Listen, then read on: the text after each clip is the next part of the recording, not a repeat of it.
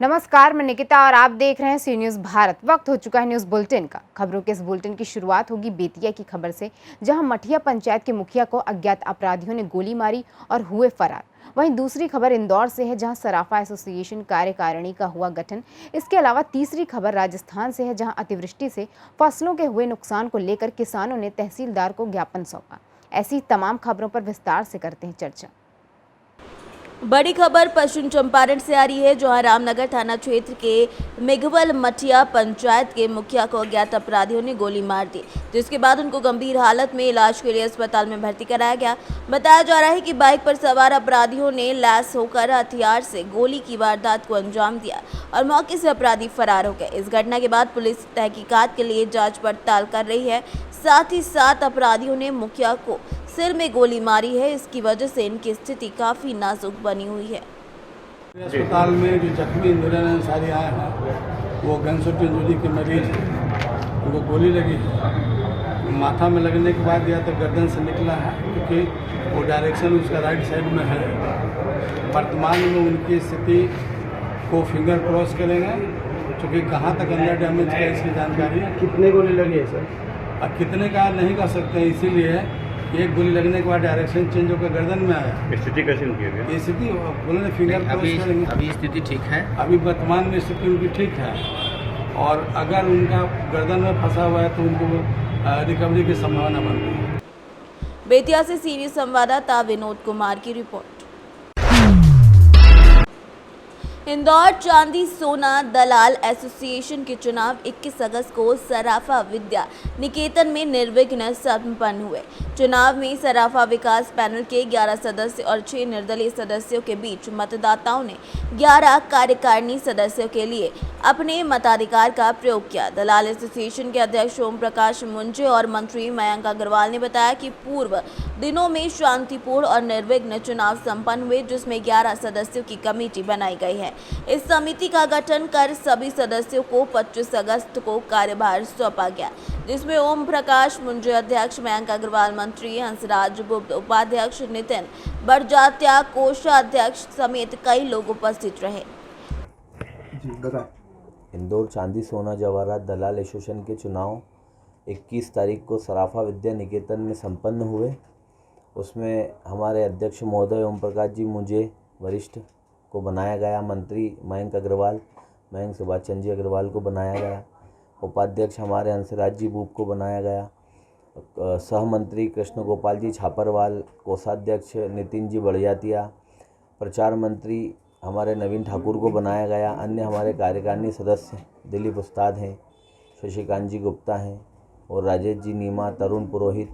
ऐसा हमारी 11 कार्यकारिणी बनी है सर्वानुमति से, बिल्कुल अच्छे हमारे स्वच्छ माहौल में, जैसा हमेशा सराफे की परंपरा रही है उसी प्रकार से हमारे चुनाव संपन्न हुए। हमारे यहाँ इंदौर चांदी सोना जवाहरात दलाल एसोसिएशन में सबसे बड़ी समस्या हमारी अवैध दलाल की है, जिसको पहले भी प्रयास किया गया है और आगे हम अब थोड़ा ज़्यादा प्रयास करने की कोशिश करेंगे और व्यापारी एसोसिएशन के साथ कंधे से कंधा मिला के इस समस्या को जड़ से ख़त्म करने की कोशिश पूर्णतया करने की प्रयास करेंगे।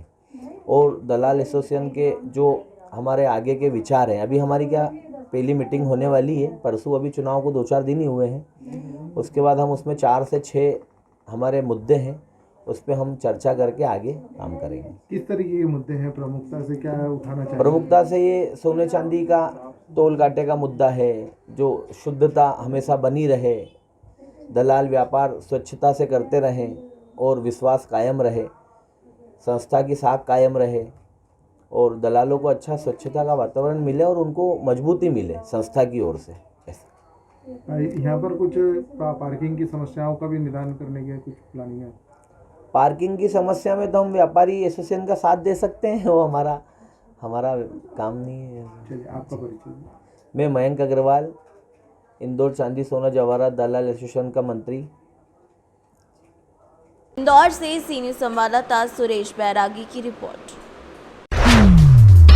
कुमारडूबी फ्लाईओवर निर्माण कार्य होने के चलते कुमारडूबी बाजार आने जाने वाले मेन रोड को डाइवर्ट किए जाने से लोगों को कठिनाई का सामना करना पड़ रहा है, जिसे देखते हुए बाजार के व्यापक मंडल के लोगों ने निर्माण कार्य के जेई सुब्रतों से मुलाकात कर मार्केट में आने जाने वाले लोगों की कठिनाई के बारे में जानकारी दी। तो जेई सुब्रतों ने आश्वासन दिया कि एक सप्ताह में मार्केट के मेन रास्ते पर पड़े मालवा को हटा दिया जाएगा और आवागमन के लिए हो रही परेशानियों को दूर कर दिया जाएगा। किन मामलों को लेकर आज आप लोगों ने यहाँ पर? हम लोग का मुद्दा यही है भैया कि जो हम लोग का जो मेन रोड है बाज़ार का वो बंद है, जो बहुत परेशानी हो रहा है। पूजा भी समय नज़दीक आ गया है, 30 दिन में सारा खेल खत्म आज से। तो जितना जल्दी हो सके रास्ता क्लियर हो जाए तो हम लोग के लिए बेहतर रहेगा। क्या आश्वासन मिला आपको? हम लोग का आश्वासन मिला कि 1 हफ्ते के अंदर कर देंगे सारा एकदम क्लियर। नाम बताइएगा। नाम? बाज़ार में दुकान है रेडीमेड का। झारखंड से सी न्यूज़ संवाददाता आज़ाद अंसारी की रिपोर्ट। हाल ही में कुछ दिनों पहले तिलकवाड़ा तहसील के साथ नर्मदा जिले में भारी बारिश के चलते कई इलाकों में बरसाती पानी भर गया था, जिसमें कई लोगों को भारी नुकसान हुआ था। ये बारिश का पानी तिलकवाड़ा तहसील के व्याधर गांव में भी कई इलाकों में भरा था, जिससे लोगों को भारी तकलीफ का सामना करना पड़ा। ये नुकसानी का मुआवजा आज तक नहीं मिलने से व्याधर गांव के ग्रामजन तिलकवाड़ा मामलतदार को आवेदन देकर योग्य मुआवजा देने की मांग कर रहे हैं। વ્યાધર ગામમાંથી અમારા ગામની અંદર 1 મહિના પહેલાં પુષ્કળ વરસાદ પડવાથી અમારા ગામમાં જે દુકાન ગયા હતા ઘરો, એ ઘરોનું વળતર મળવા અડધા ગામના દુકાન ગયા, એની અંદર ઘરોમાં મુસીબત એવી આવી હતી કે જે ગામ લોકોને સર્વે કરવા આવ્યા હતા અહીંયાથી મામલતદારમાંથી, ત્યાં સર્વેમાં કંઈક ખોટું થયેલું દેખાય છે। એની અંદર એવું છે કે જે સર્વેની અંદર જે બતાવે છે એની અંદર જે દુકાનમાં ગયેલા છે એ લોકોને સહાય નથી મળી, જે નથી દુકાનમાં ગયેલા એ લોકોને સહાય મળેલી છે એવું ત્યાં બતાવે છે। અને આ જ રીતે અમે રજૂઆત કરવા માટે મામલતદાર સાહેબને આવ્યા છે, આવેદનપત્ર આપીએ છીએ અમે મામલતદાર સાહેબને।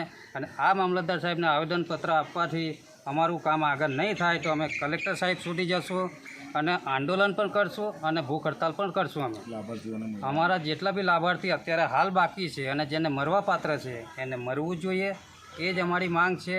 અને નહીં મરે તો પછી અમે અમારી રીતના આંદોલન કરવા પણ તૈયાર છીએ। વળતર શાનું જોઈએ છે તમને? અમારે વળતર વરસાદી પાણી અમારા ગામની અંદર ઘૂસી ગયા હતા, એ ગામ લોકોને જે નુકસાન થયેલું એ ખરેખર નુકસાનીની અંદર ભ્રષ્ટાચાર જેવું દેખાય છે, એ અમારે સત્ય બહાર લાવવું છે। અમારા ગામની અંદર એવું છે કે જેને વળતર મળેલું છે એને ડૂબાણ નથી, કંઈક નુકસાન નથી દેખાતું। જે માણસને ડૂબાણ થયેલું છે, નુકસાન થયેલું છે, એ વ્યક્તિને વળતર નથી મળ્યું। શું નામ છે તમારું? મારું નામ છે ચંદ્રકાંત। વ્યાધર ગામના છે અને અમારા ઘરની અંદર પાણી ઘૂસવાથી નુકસાન થયેલું છે અને અમે 7 વખત અમે અહીં તિલકવાડા આવી ગયા, મામલતદારની અંદર આવ્યા, ટીડીઓ સાહેબ આવ્યા હતા, તલાટી સાહેબ આવ્યા હતા, પણ અમને કશું અમારું કંઈ કર્યું નથી। અને એમને એવું કીધું કે જે ડોબાણની મય એમ કે જે પાણી ઘૂસી ગયું છે એનાથી તમને કંઈ મળે નહીં, અને જે તમારું તૂટી ગયું હોય ને પાકી દિવાલો હોય તો તમને મળે। એવી રીતના ગામવાળાઓએ પણ આ જ વાત કરે છે। તલાટી સાહેબ અમારું કંઈ કરતા નહીં, જે રડે ને પડે તેમનું અમે કશું જ નહીં કરતા એમ કીધું અમને।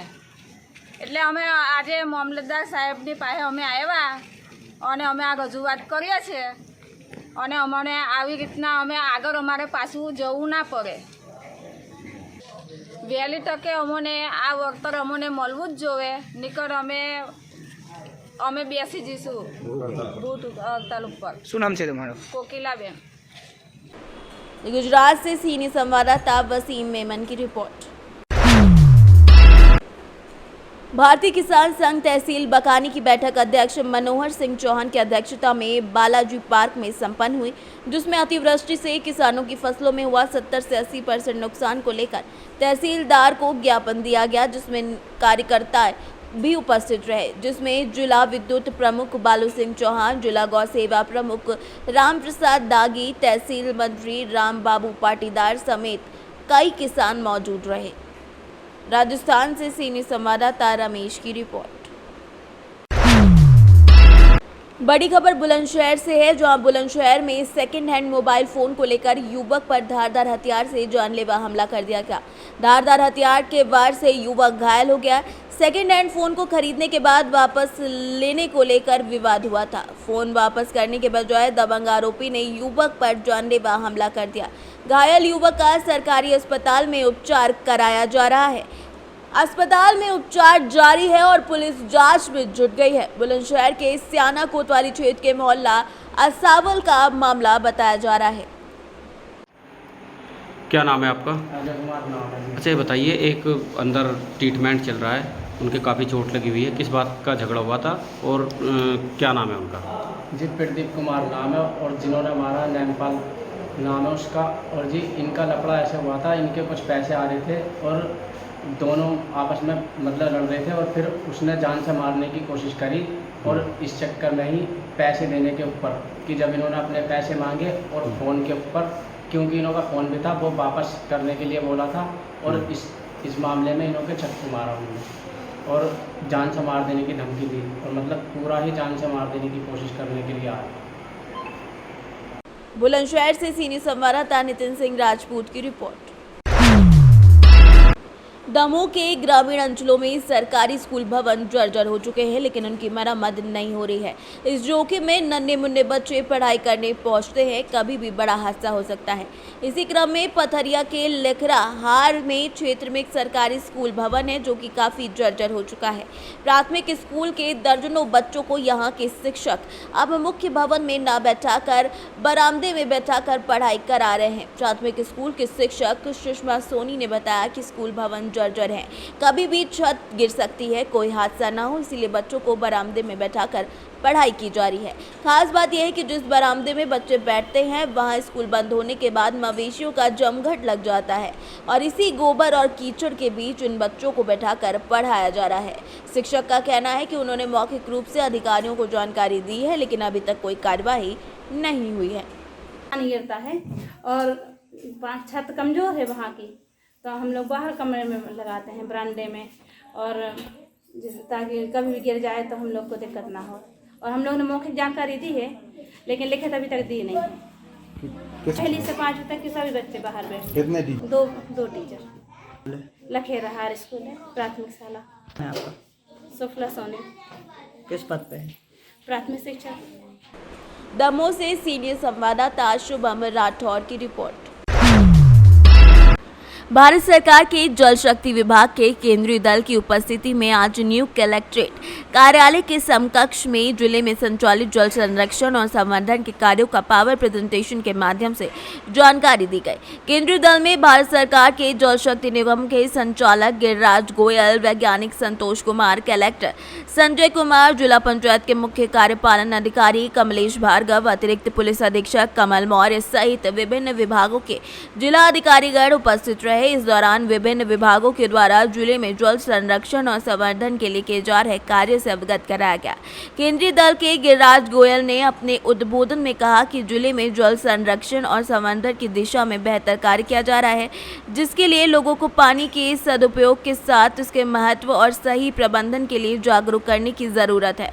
उन्होंने कहा कि सरफेस वाटर की ऐसी गतिविधियां भी ले जिससे जल संरक्षण होने के साथ उसके आसपास स्थित जल स्रोत रिचार्ज भी हो सके। कलेक्टर संजय कुमार ने इस दौरान जिले में जल संरक्षण और संवर्धन के कार्यों की जानकारी देते हुए बताया कि राजघाट परियोजना के बाद जिले में सिंचाई के रकबे में इजाफा हुआ है। इस दौरान बताया गया कि राजघाट परियोजना से 1,93,000 हेक्टेयर क्षेत्र में सिंचाई सुविधा का लाभ मिल रहा है, जिसमें दतिया जिले में 1,47,000 हेक्टेयर क्षेत्र में सिंचाई हो रही है।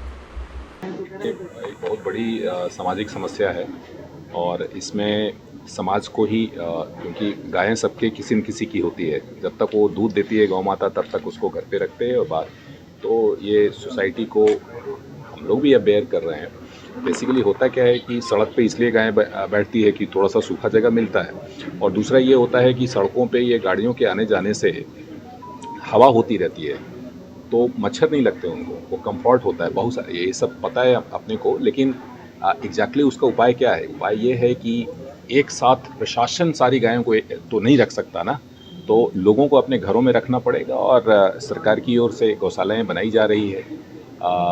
गौशालाओं का प्रबंधन अपने आप में एक बड़ा विषय है। कई जगह उपयुक्त लोग नहीं मिलते, तो उपयुक्त लोगों को ढूंढा जा रहा है और कोशिश की जा रही है इसको। लेकिन मैं आपके माध्यम से इतना कहना चाहूँगा कि एक सोसाइटी को आगे आना पड़ेगा।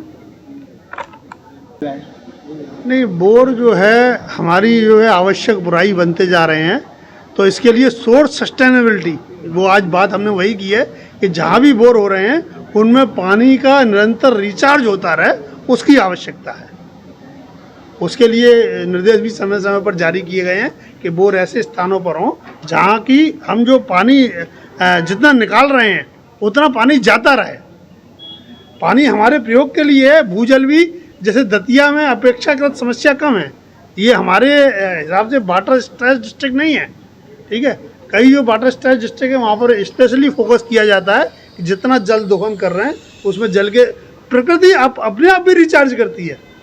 लेकिन हमें ध्यान रखना है कि जितना हम निकाल रहे हैं उसके लिए वाटर बजटिंग की व्यवस्था की जाती है कि भाई जितना निकाल रहे हो उतना आप हर साल संग्रहित भी करो। प्रकृति प्रदत्त पानी उतना ही है जितना 1950 में था। रेनफॉल हमारा उतना ही है जितना 1950 में था, खाली हमको मैनेजमेंट। दतिया से सीनियर संवाददाता नितिन दांतरे की रिपोर्ट।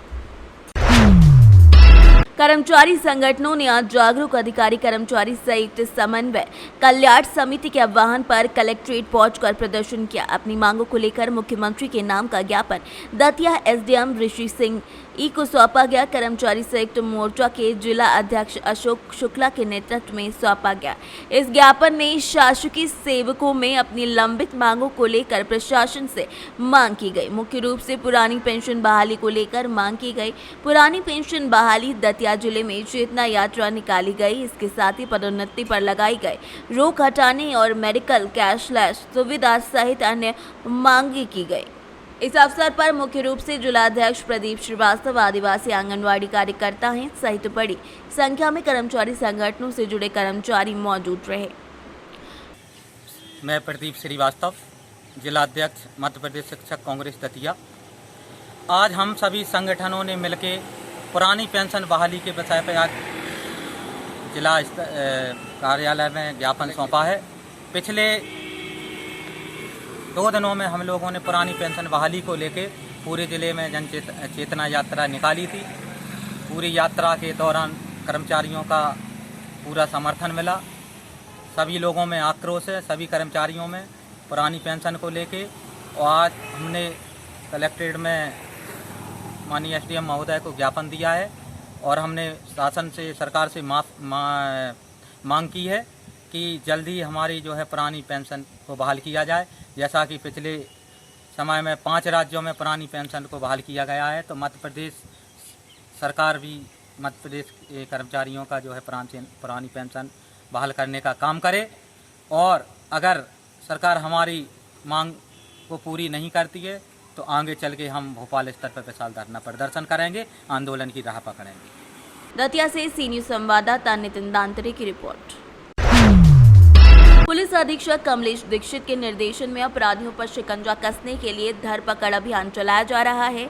उसी क्रम में एक मुखबिर की सूचना पर थाना प्रभारी दन्नाहार विनोद कुमार ने 2 शातिर अपराधियों को गिरफ्तार करने में सफलता हासिल की है, जबकि एक अपराधी झाड़ियों का फायदा उठाकर भागने में भी सफल रहा है।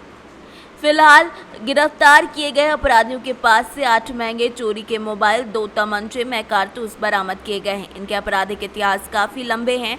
अलग अलग थानों में संगीन धाराओं में अपराध भी दर्ज हैं, तो वहीं तीसरे अपराधी को पकड़ने के लिए पुलिस दबिश दे रही है। थाना प्रभारी दन्नाहार गश्त करते हुए शिक्षागंज रोड पर जा रहे थे। मुखबिर द्वारा सूचना मिली कि कुछ बदमाश किस्म के व्यक्ति इससे आ रहे हैं, उनको रोका गया। पुलिस पर फायर करते हुए भागे, जिनमें से 2 व्यक्ति को पकड़ा है, एक व्यक्ति भागने में फरार रहा, जिनसे 8 मोबाइल चोरी के, 2 तमंचे, 2 कारतूस जिंदा, 2 खोखा और 1 मोटरसाइकिल स्प्लेंडर बरामद हुई है। आगे कार्रवाई की जा रही है। इन पर काफ़ी मुकदमे हैं। ये शातिर अपराधी हैं। मैनपुरी से सीनियर संवाददाता जाजिब उमर की रिपोर्ट। फिलहाल के लिए इस न्यूज़ बुलेटिन में बस इतना ही। देश और दुनिया की तमाम खबरों के लिए देखते रहिए सी न्यूज़ भारत।